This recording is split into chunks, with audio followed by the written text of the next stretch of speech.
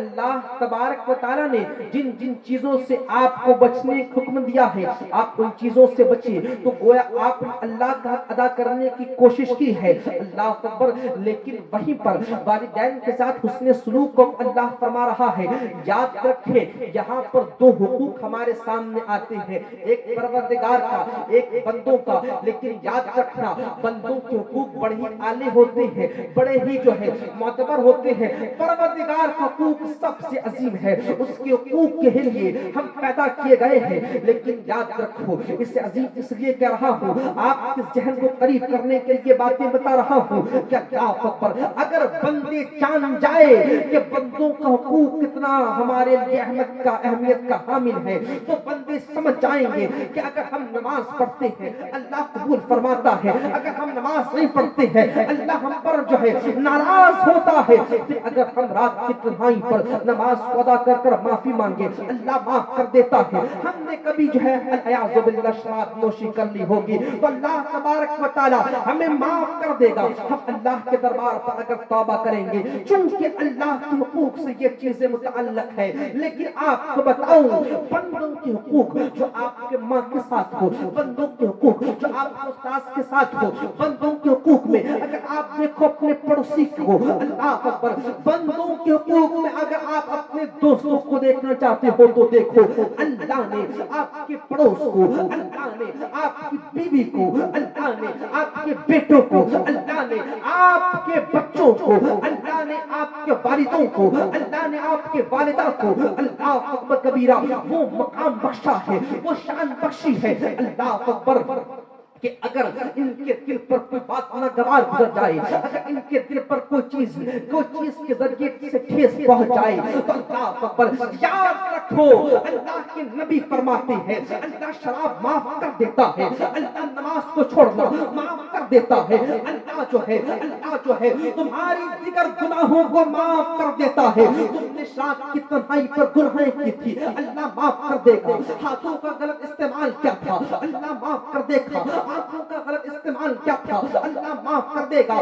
تم نے اپنے زبان کا غلط استعمال کیا تھا اللہ معاف کر دے گا. تم اپنے وجود کا پورے طریقے سے تم اللہ کی اگر تم نے مخالفت کی ہے پھر تم اللہ کے دربار پر کھڑے ہو کر معافی مانگو اللہ معاف کر دے گا. لیکن وہ بندوں کو اللہ معاف نہیں فرمائے گا جن بندوں نے اپنے ماں باپ کا دل دکھایا ہے, جن بندوں نے اپنے پڑوس کے حقوق کی ادائیگی پر کوتاہی ظاہر کی ہے. وہ بندے جو مومن کے دل کو دکھا کر اپنے بھائی کی زمین کو کھا کر میرے پاس حاضر ہوں گے, اللہ اکبر, اللہ کے نبی فرماتے ہیں اللہ تبارک و تعالی اسے جہنم کے حوالے کر دے گا.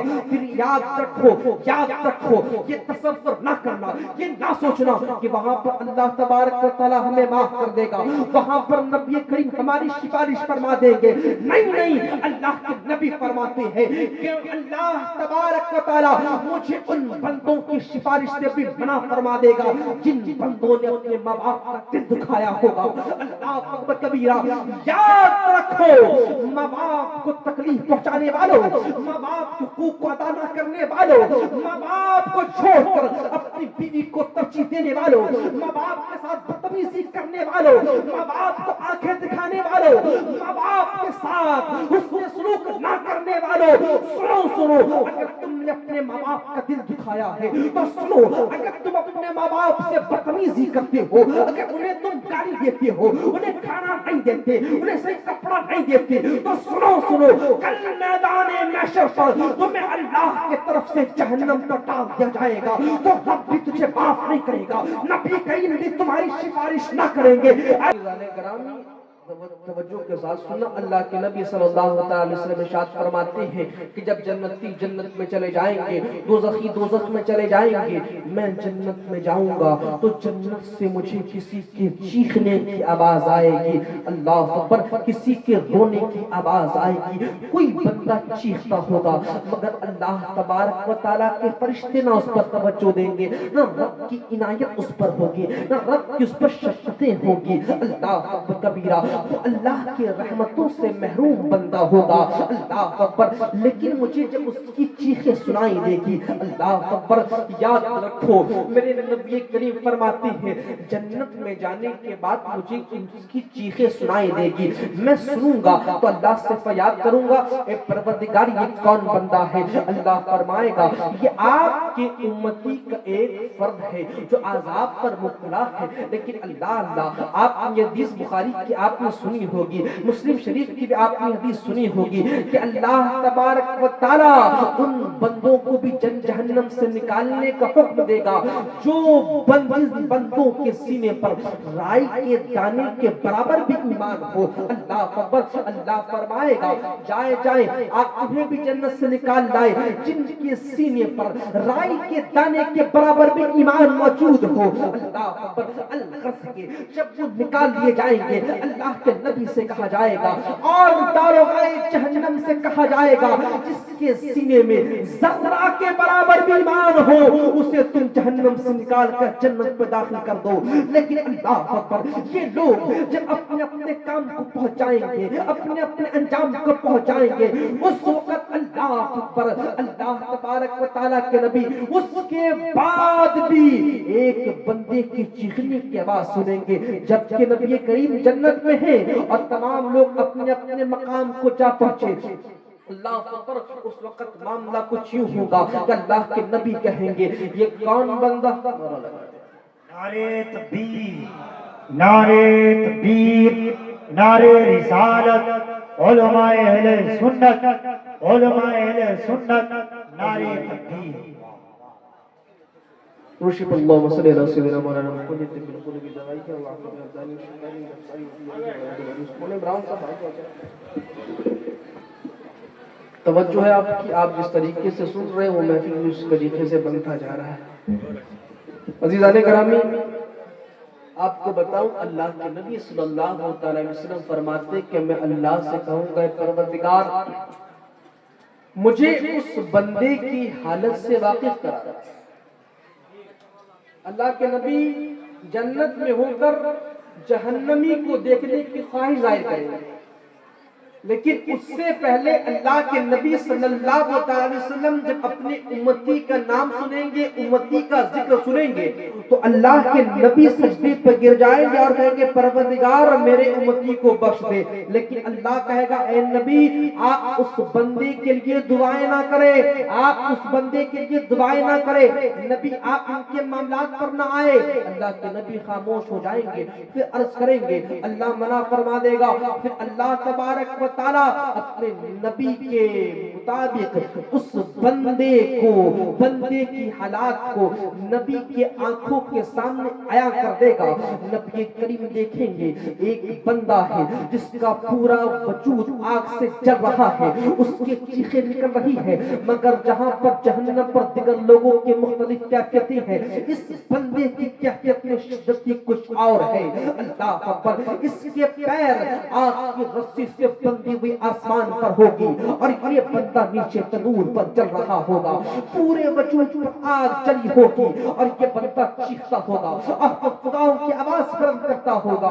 اللہ کے نبی صلی اللہ علیہ وسلم دیکھ کر اور اس کے لیے دعائیں کرنے کے لیے اللہ کے دربار پر حاضر ہو جائیں گے اور دعائیں مغفرت کریں گے. پروردگار پھر سے منع کرے گا اور کہے گا محبوب آپ اس کے لیے دعائیں نہ کریں, ارے ہم مرنے کی آرزو بھی اس لیے رکھتے ہیں کہ میدان محشر پر نبی کریم کی ہمیں شفاعت نصیب ہوگی. اللہ اکبر. ہم اپنے لیے اپنے موت کو اس لیے اعلیٰ تصور کرتے ہیں کہ جب تک ہم دنیا پہ ہوتے ہیں پیسہ خرچ کر کر مدینے پہ جا کر مدینے کی گنبد کو دیکھتے ہیں, مگر موت ہمیں اس لیے پسند ہے کہ جو ہی مرتے ہیں قبر پر جاتے ہی مدینے والے مصطفیٰ کی زیارت نصیب ہو جاتی ہے. اللہ کبیرہ. لیکن ہم نے موت کو جب پسند کیا نبی کے لیے, وہ نبی کی دعائیں بھی اللہ آج قبول نہیں کر رہا ہے. اللہ کے نبی صلی اللہ علیہ وسلم جب بار بار دعائیں کریں گے تو پروردگار کہے گا محبوب ہم نے آپ سے کہا تھا وَلَا سَوْفَ يُعْطِيكَ رَبُّكَ فَتَرْضَىٰ کہ محبوباً قریب آپ کا رب آپ کو اتنا دے گا آپ خوش ہو جائیں گے. آپ کی خوشی تھی ہم نے شرابیوں کو بخش دیا، آپ کی خوشی تھی ہم نے ان بندوں کو بھی بخش دیا جن بندوں کی اعمال نے اس پر جہنم واجب کر دیے تھے۔ اللہ اکبر کبیرہ۔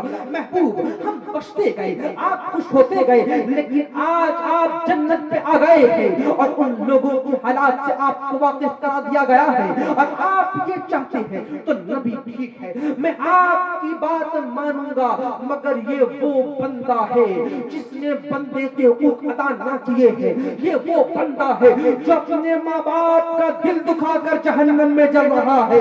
نبی سنے ہم آپ کی سفارش کو قبول فرمائیں گے، تب قبول فرمائیں گے جب جس کے ماں باپ اسے معاف کر دیں گے۔ اللہ اکبر کبیرہ۔ اے لوگو اگر تم پیر کے دامن کو تھام کر فخر محسوس کرتے ہو تو سنو، تمہارے پیر سے بھی بڑا اگر کوئی ذات ہے تو تمہارے ماں باپ کی ذات ہے، اس لیے کہ جب ماں باپ تمہیں معاف نہیں کرتے تو اللہ تبارک و تعالی محبوب کو دعا کرنے سے منع کر دیتا ہے، محبوب کو دعا کرنے سے منع کر دے۔ تو مجھے بتاؤ اگر تم نے ماں باپ کا دل دکھایا ہوگا، ماں باپ کو تکلیف پہنچائی ہوگی تو تمہارا حال کیا ہوگا؟ اس لیے میرے بھائیوں اپنے آپ کو دیکھو۔ آج سماج میں جو یہ عام ہے کہ بیوی کو ترجیح دینا ہے، ماں باپ ہمارے لیے کچھ نہیں، ان کی ذمہ داری تھی انہوں نے نبھا دیا۔ اللہ اکبر۔ یہ ساس سسر کے بھی معاملات مختلف ہیں، میں آپ کو بتاؤں یہ حدیث مکمل کروں پھر آپ سنیں۔ اللہ کے نبی صلی اللہ علیہ وسلم فرماتے ہیں، مجھے معلوم ہے ہمارے دادا نے کئی موضوعات پر ہمیں پابند کیا ہے، انہی کے مطابق بول رہا ہوں اور اللہ تعالیٰ قبول فرمائے۔ عزیزان گرامی میں آپ کو بتاؤں اللہ کے نبی صلی اللہ علیہ وسلم اس وقت جہنم میں جب اس بندے کو دیکھیں گے تو اللہ سے پوچھیں گے اللہ ان کے ماں باپ کہاں؟ اب نبی پوچھ رہے ہیں، وہ نبی جس سے اللہ نے جنت کا مالک بنا دیا، اور نبی کے گھڑی میں جو نبی کے شہزادے ہیں حسنین کریمین، انہیں جنت کے جوانوں کا سردار بنا دیا۔ مانو اگر آپ دیکھو تو جنت ان کی جاگیر ہے، اس لیے تو اگر کسی عالم نبی کو ہم دیکھتے ہیں تو کہتے ہیں اس کی باپی کی تو جنت ہے، اگر کسی عالم نبی کو ہم دیکھتے ہیں تو کہتے ہیں تمہاری باپ کی جنت ہے، کہتے ہیں نہیں عالم نبی کے باپ کی جنت ہے۔ جنت اللہ تبارک و تعالیٰ کی ہے، مگر اللہ نے مالک نبی کریم کو بنا دیا۔ اور یہ کہہ رہے تھے نقیب صاحب کہ اگر علی اجازت نہ دے تو کون جنت میں جائے گا؟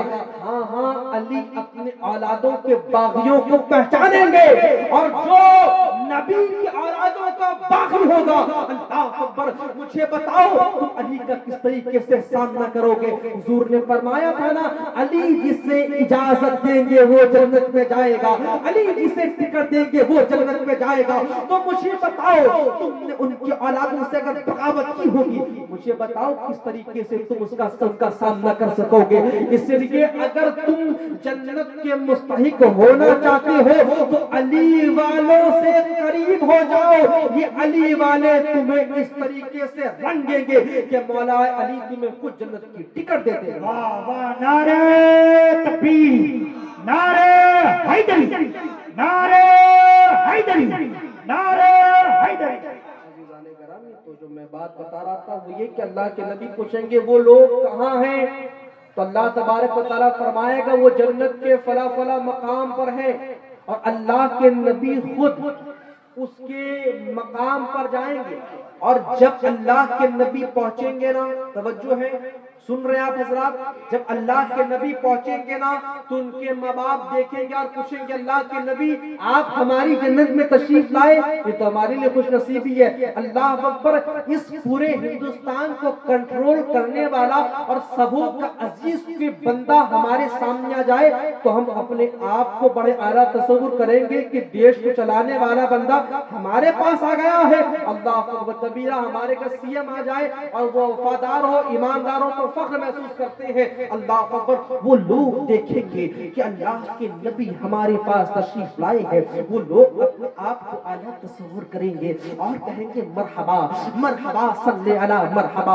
اللہ اکبر۔ اللہ کے نبی کو دیکھ کر وہ خوش ہو جائیں گے اور کہیں گے حضور آپ نے ہمیں کیسے یاد فرمایا، آپ ہمیں یاد کیے ہوتے، ہمیں بلایا آیا ہوتا تو ہم خود آپ کے دربار پر حاضر ہو جاتے۔ اللہ اکبر۔ اللہ کے نبی پوچھیں گے تو یہاں کیا کر رہا ہے؟ وہ کہیں گے ہم یہاں پر اللہ کی نعمتوں سے لطف اندوز ہو رہے ہیں، اللہ نے جو ہمارے لیے شراب بنائی ہے ہم اسے پی رہے ہیں، اللہ نے جو ہمارے لیے دودھ کی نہریں برسائی ہے، نہریں جاری کی ہے، ہم اسے پی رہے ہیں۔ ہم جو ارادہ کرتے ہیں اللہ ہمارے سوچنے کے ساتھ ہی بلکہ اس سے پہلے ہمارے سامنے پیش کر دیتا ہے۔ اللہ اکبر کبیرہ۔ اللہ کے نبی کو کہتے ہیں کہ تم جنت کے عیش و آرام پہ ضرور ہو، لیکن جب تم دنیا پہ تھے تو تمہارا کوئی اولاد بھی تھا، تمہارا کوئی بچہ بھی تھا؟ کہتے ہاں ہاں ہمارا ایک بیٹا تھا، ہاں ہاں ہماری ایک اولاد تھی، لیکن نہ جانے ابھی وہ کہاں ہے۔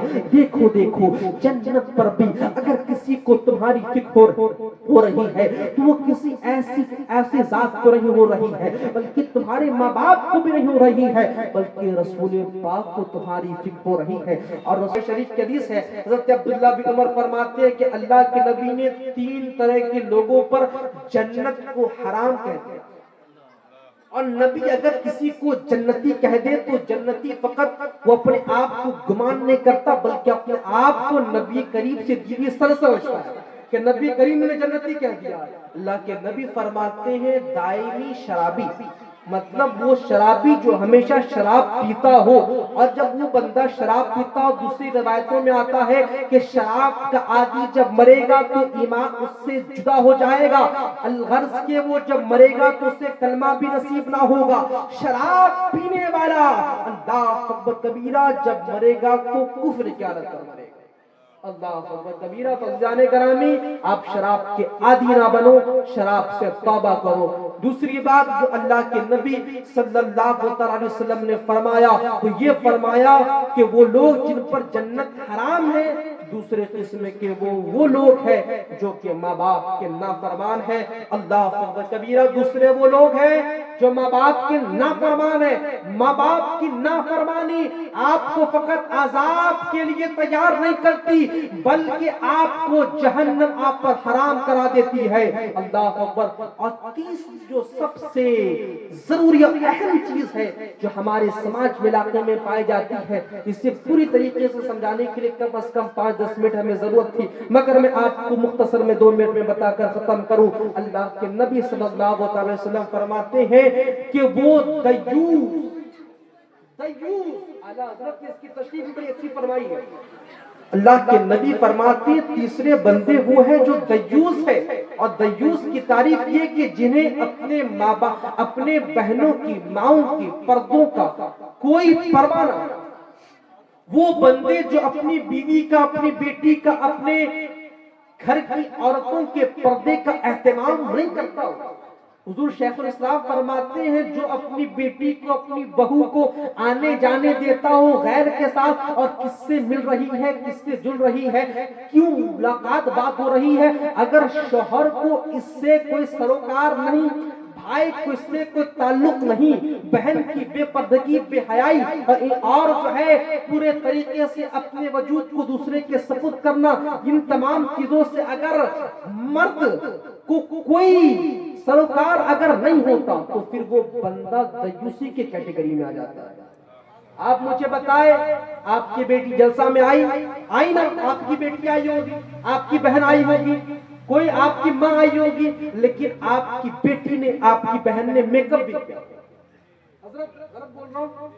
آپ کی بیٹی نے، آپ کی بہو نے، کوئی بھی جب گھر سے آئی تھی میک اپ کر آئی تھی، کیا آپ کی اجازت نہیں تھی میک اپ تم وہاں کر کے جا رہی ہو جہاں پر تجھے کوئی دیکھے گا نہیں؟ تو علم دین سیکھنے کے لیے جاتی تو ٹھیک ہے، لیکن تو وہاں پر جا رہی تو جسے تجھے کوئی حلال مرد نہیں دیکھے گا، بلکہ جو مرد دیکھے گا وہ حرام کی نگاہ دیکھے گا۔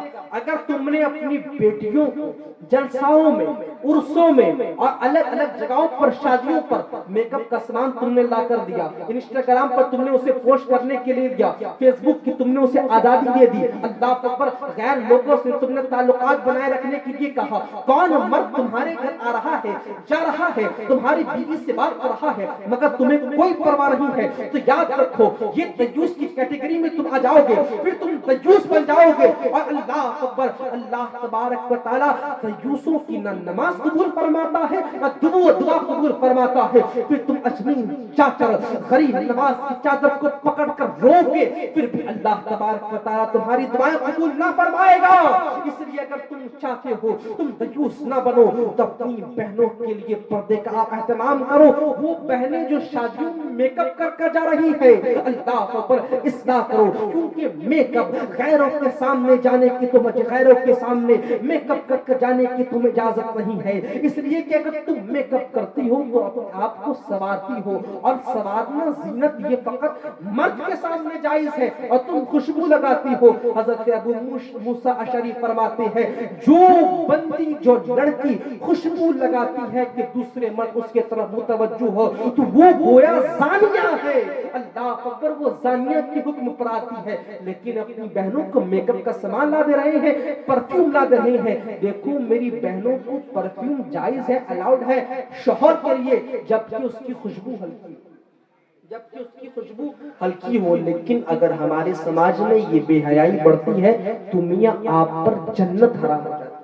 और ये बात अल्लाह के नबी फरमाते हैं। तो जब अल्लाह के नबी फरमाते हैं ये बात हमारे अंदर पाई जाएगी तो फिर कोई पीर हमें बचाने वाला नहीं होगा, क्योंकि पीरों के पीर भी जिसके सामने कासाए गदाई लेकर खड़े होते हैं वो हमारे मुस्तफा करीम की जात है। इसलिए अज़ीज़ाने करामी, आपको एक और हदीस बताकर गुफ्तगू को खत्म कर दूं। अल्लाह कबीरा के अल्लाह के नबी फरमाते हैं मैं जब जन्नत पर गया, अल्लाह तबारक व तआला ने जन्नत व जहन्नम की सैर कराई मेराज रात, तो जिब्रील अमीन से हमने पूछा ये कौन लोग हैं जिस पर अल्लाह अकबर खजूर के दरख्तों की तरह बड़े बड़े सांप और गधों खच्चरों की तरह बड़े बड़े बिच्छू और 70,000 सर्द कुएं मुसल्लत हैं और ये रो रही है, अजाब पर मुब्तला है। अल्लाह अकबर, हजरत जिब्रील अमीन फरमाते हैं ये वो औरतें हैं जो अपने मर्द के अलावा दूसरे मर्दों के सामने बरसबर कर जाया करती थी। अब जलसों के सामने,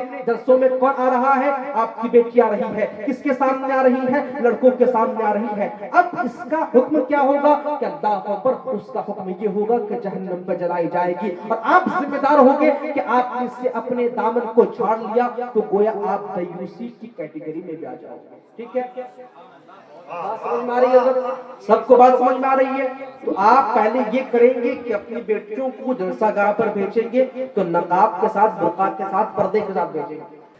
अल्लाह के नबी सल्लल्लाहु अलैहि वसल्लम जब उस बंदे के घर पहुंचेंगे तो वो बंदे खुश हो जाएंगे और कहेंगे हाँ हमारी औलाद थी, हाँ हमारी एक औलाद थी। अल्लाह के नबी फरमाएंगे वो कहाँ है? कहते हमें मालूम नहीं। तो फिर अल्लाह के नबी सल्लल्लाहु अलैहि वसल्लम उसकी हालत से उसे वाकिफ कराएंगे कि वो जहन्नम की आग में जल रहा है।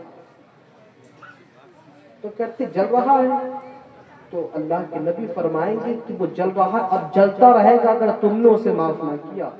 तो अल्लाह अकबर, अल्लाह के नबी जब कहेंगे तो उनके माँ बाप क्या कहेंगे आपको मालूम है? आपके माँ बाप आपको क्या कहेंगे मालूम है? आपके माँ बाप आपसे कहेंगे, आपके मुतालिक कहेंगे कि वो इसी लायक था कि जहन्नम में जलाया जाए, और अल्लाह ने हमारे हक पर फैसला बेहतर किया इसलिए वो जहन्नम में जलाए जा रहे हैं। अल्लाह के नबी आप जाने हम उसे माफ नहीं करते।